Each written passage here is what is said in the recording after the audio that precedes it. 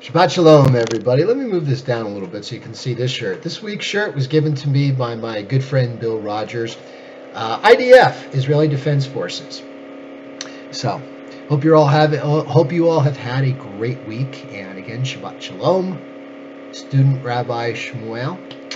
And we're getting close to that date. Pretty soon I'm going to be ordained, and I'm very excited. And what's really exciting for me is to be able to serve the Jewish community, okay, as an ordained rabbi. I know that there's a lot of needs out there. There really is.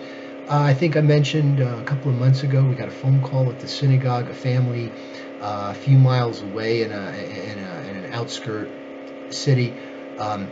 A woman was back from hospice. She had been Jewish but hadn't really been observant, but she was back from hospice and she wanted somebody to come over and say some blessings. When I got over there, it turned out, it was last rites. So imagine somebody who maybe not have been very, very observant, but always still had that feeling of Judaism, of Yiddishkeit in her heart, and her last dying breath, she wanted to hear some Jewish psalms and some prayers, and I mean, it's really kind of beautiful when you think about it, and of course, I was honored and touched to be able to be a part of a person's, last rites. But as it is, so we've got some needs, we've got some spiritual needs. Our religion, we serve, we endeavor to, help people fulfill those needs, and that's kind of what we do here each week. And of course, I'm grateful to all of you who listen. I'm honored that some of you find these talks meaningful, and we're going to continue doing that. Anyway, this week's Torah portion is Shemini. What is Shemini? It means 8. Now, a bunch of years ago, I was in Iowa, and I was at a little synagogue there in Fairfield. And some of you who know me a little bit better know why I was in Fairfield and what I was doing there, Fairfield, Iowa. But somebody got up and made what I thought was a very profound speech. Or sermon. He talked a little bit about the meaning of 8 in Judaism, all right? So what are our special numbers? Well, 7, of course, because the 7th day is Shabbat. The 7th week is Shavuot, and by the way, we're in the middle of that. We'll talk about that in a little bit as well. The 7th month is actually Rosh Hashanah. We celebrate the new year in the 7th month of Tishrei, okay? And the 7th year is the sabbatical year when we leave fields, go fallow, etc. Another important Jewish number, yes, it's 13. 13 attributes of God, the age of which a boy becomes a man, or in this day and age, a girl becomes a woman, a spiritual adult in the eyes of Judaism.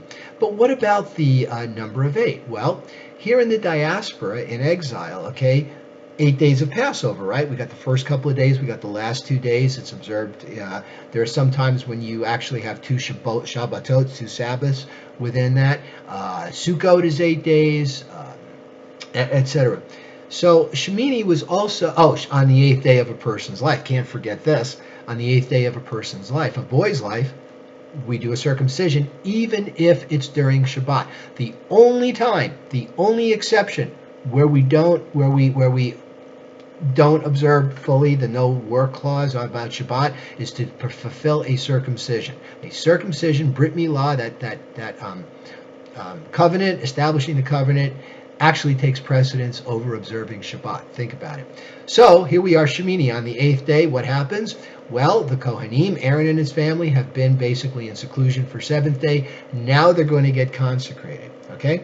Now think about this, because what else happens in this particular Torah portion is we're introduced to the laws of kashrut, of kosher. So not only are the Kohen Gadol being consecrated, but now we as Israelites are being told which foods are to be consecrated into our body, right? Now, why are there only certain foods that we eat and foods that we don't eat? Well, I remember a Star Trek episode. Remember the one with Charlie, the kid that they picked up? He went like this and people disappeared or they changed or whatever, okay? So before Kirk became aware of his powers, what did he say to him? He said, Charlie, he was an adolescent becoming an adult. He said, Charlie, there's a million things in this universe you can have and there's a million things you can't, okay?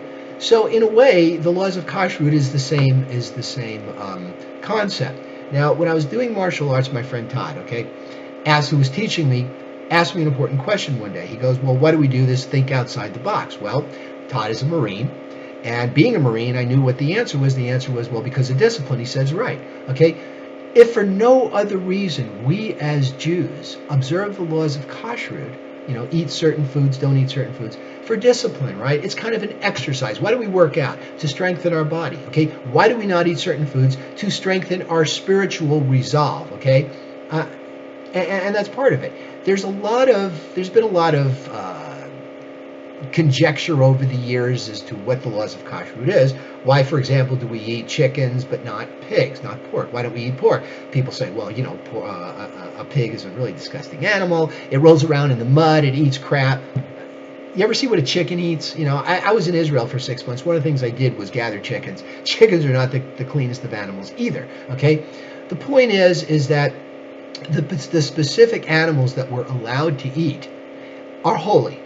Period, end of story, okay? God wants us to eat certain things and avoid other things for no other reason than he says this is a decree, okay? If you notice in the Torah, it says mishpatim, judgments and decrees. There are certain things that we do that have very logical reasons, like thou shalt not murder. Why? Because you have no right to take a life. It's not your life. No, do not steal. Why don't we steal? Because God in his infinite wisdom has given everybody their own specific portion. If you're taking something that doesn't belong to you, you're taking something from somebody, it's basically an affront against God. God said this is what it is. You're taking something from someone. You're overruling God's will. All right, we don't do that. Plus, what right do you have to someone else's stuff that they may have worked for or got by very legitimate means, okay? So, what are the laws of kashrut? Okay, first of all, big thing, don't eat milk and meat together. Do not cook a kid in its mother's milk. That commandment is in there. Now, even before the Torah was given to Moses, there was still Torah. Torah is like gravity. Gravity is a law of God. Torah is a law of God. What is the law of, did gravity exist before Newton got an apple bounced on his head? Of course it did. Okay. What about Torah? Okay. Did that exist before God wrote it down for Moses? Yes, it did. We always knew. Look at the 7 Noahide laws. You don't steal. You don't kill, right? You respect life. Exactly.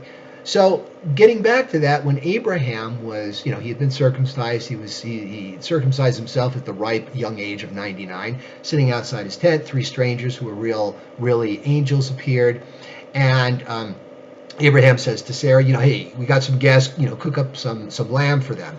So he slaughtered a lamb, started cooking it up.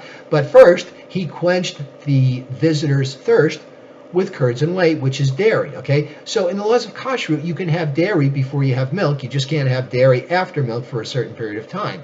If you happen to be Dutch, it's an hour. If you're German, if you're Sephardic, it's 3 hours. If you're German, Ashkenazic, it's something like 6.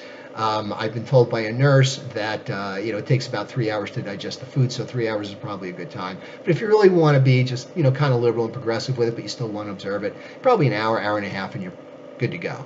Don't tell anybody I said that, okay? As a student, as a future rabbi, okay?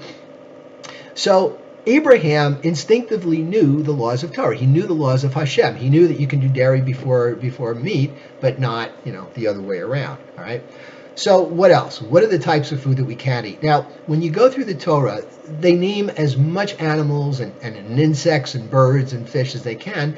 Somehow, over the 3,500 years since we got, the Torah, some of those Hebrew names have been lost to obscurity. We don't know what they are, but we know the guidelines. We know that the cloven hoof, chew the cud. We know that cows, bulls are okay, but we also know that like camels are not. Now, somebody once told me that we can actually eat a giraffe, all right? Giraffes are actually kosher. Here's the problem.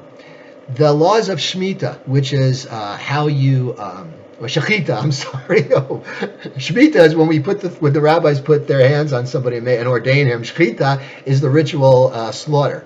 And the ritual slaughter is we want, the law, Judaism is a humane religion. We want to kill the animal in such a way that the animal feels no pain, okay? As we're going to use it as God has allowed us. So the shechita, we cut in a certain place on the neck. Animal feels nothing. It's dead. We drain the blood. We're good to go. Now, giraffe's got a pretty long neck. Where do you cut, right? We don't.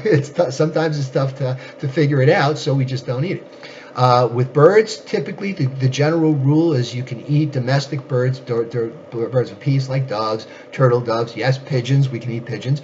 But birds of prey like ostriches, owls, eagles, hawks, off limits. Fish, anything with scales that swims. No sailfish, no shrimp, no lobster, no crabs. No oysters. Sorry, people that really want to get it on with the opposite sex. No oysters, okay? So those are the general rules. Insects, there are actually some insects that we can eat. Which ones? Again, we don't know. We can't really translate the name. So what do? We put a fence around the Torah and we just don't eat it. Okay, so that's the general laws of kashrut, and that's what Shemini, the Torah portion of Shemini, talks about. Now, let's talk a little bit about what's going on this week and for the next 7 weeks. We just had Passover.